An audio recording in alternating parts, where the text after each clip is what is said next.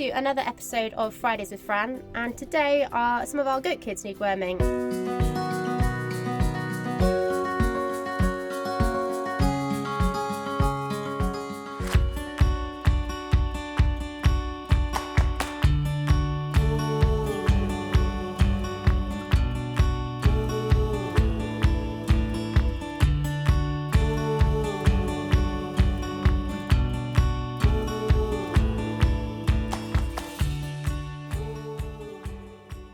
So we're going to use Blue the sheepdog, and with the help of Molly and Dave, we're going to get them into a pen, and then we can hold them up tight and give them their medicine.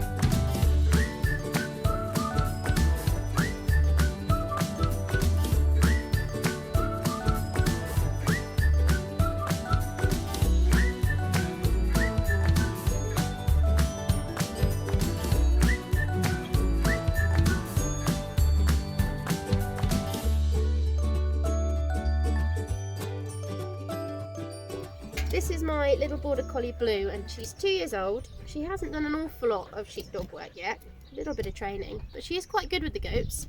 They are notoriously hard for a dog to move because they're so stubborn. But Blue's quite quick and snipping around back and forth to helping get the kids in and stopping them bolting away.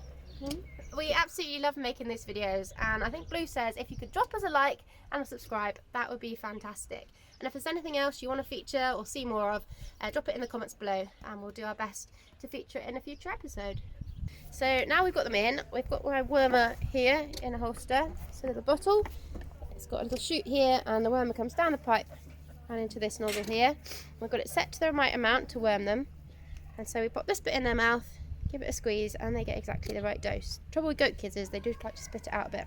Then I've got a crayon. I'm going to give them 2 different types of wormer, so I'll use 1 crayon from each. So when I've done a kid, I'll mark it, and that way it doesn't get done twice. So you may have noticed while we were getting them in that some of the goat kids had slightly mucky bottoms, and that's often an indication of worms.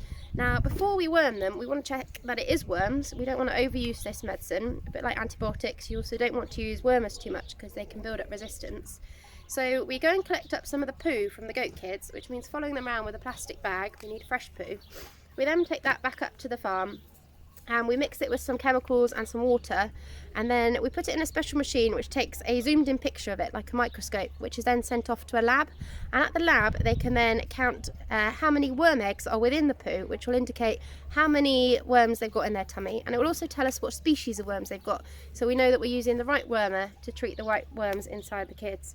So the test result on these guys has indicated that they do need worming, and they need 2 different doses of 2 different medicines, so we've got to do that today.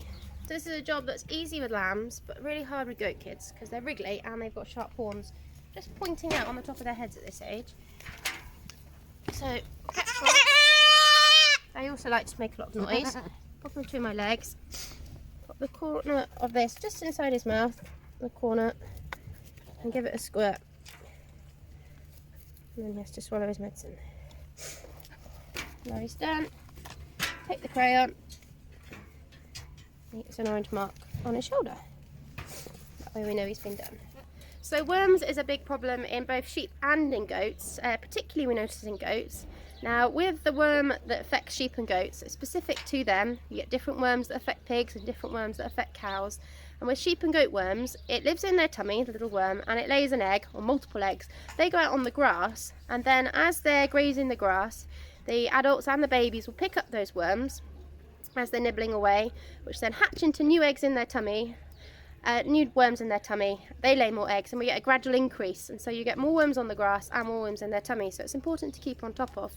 So the main way that worms can affect our goats negatively is it upsets their tummies a little bit.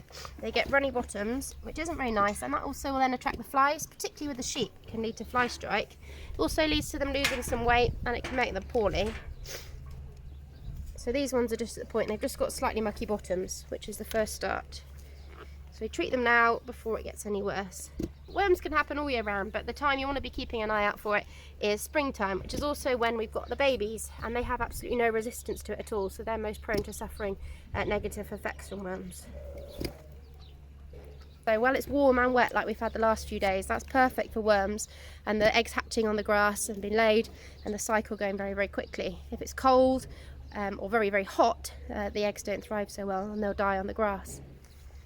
So the worst thing that can happen with worms is actually quite bad, especially with young animals like this. It can really upset their stomach, and it can completely damage their stomach lining, having that many worms in their tummy.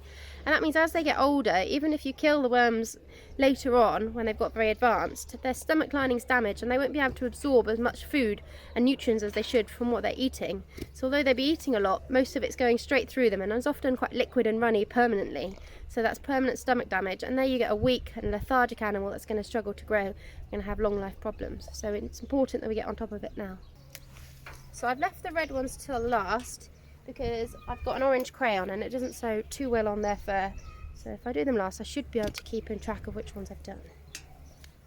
So Boer goats, they normally have a white body and a red head, but they do come in darker colours, and we've been lucky enough to have some pure red ones this year, which are quite unusual. This fellow is called Cardinal, and he is still an entire billy, so we're hoping to sell him in about a year's time. Let's pop him between our knees, that's where I've got him. He's got sharp pointed little horns coming through already on his head, which I have to watch out for. Lift him up. So they've got front teeth, then they've got a gap, and then they've got their back molars, so you can slide this between the teeth onto their tongue, squirt the medicine into the mouth, and wait till you feel them swallow. So I think I've done them all, but rather than just assuming, I'm going to have a quick walk around and make sure everybody's got an orange mark on their shoulders. Very nice. Yep, they all look good. So now I'm going to switch to the other medicine, which is going to treat for coccidiosis, which is slightly different, but very similar to worms. Very different medicine. So now we're going to treat them for coccidiosis, which is very similar to worms, very similar effects as well, but it's a different pathogen, and so it requires a different type of medicine, but exactly the same way. Pump it through into the gun. Right, there we go. And this time, so I don't use the same colour twice, I'm going to use a red brand. So now they're all done, that's the job ticked off the list, and I'm going to let them go, then come back out in the field and join us next week for another episode of Fridays with Fran.